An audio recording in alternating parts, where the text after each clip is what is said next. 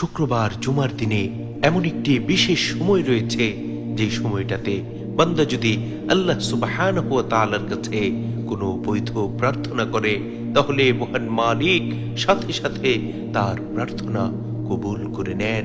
সুবহানাল্লাহ, সুবহানাল্লাহি ওয়া বিহামদিহি, সুবহানাল্লাহিল আযীম।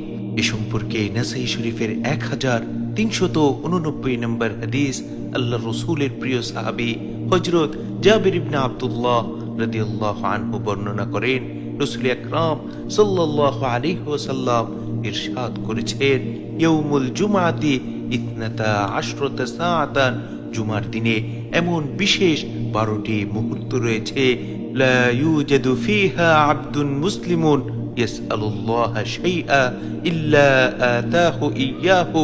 সেই বিশেষ মুহূর্তে যদি কোনো মুসলিম বান্দা আল্লাহ সুবহানাহু ওয়া তাআলার কাছে কোনো কিছু চায়, কোনো দোয়া করে, মহান মালিক সাথে সাথে তার দোয়া কবুল করে নেন।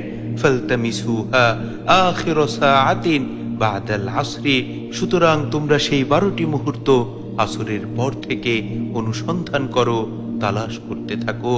অর্থাৎ জুমার দিন আসরের পর হচ্ছে বিশেষ সময়, যেই সময়টাতে বান্দার সকল বৈধ চাওয়া আল্লাহ সুবহানাহু ওয়া তাআলা কবুল করে থাকেন।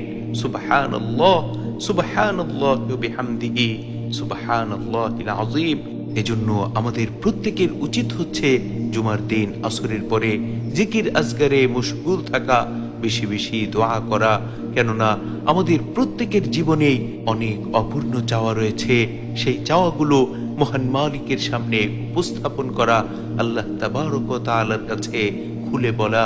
তাহলে ইনশাআল্লাহ অবশ্যই মহান মালিক আমাদের দোয়া কবুল করবেন।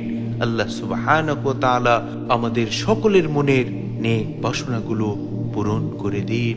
আমিন।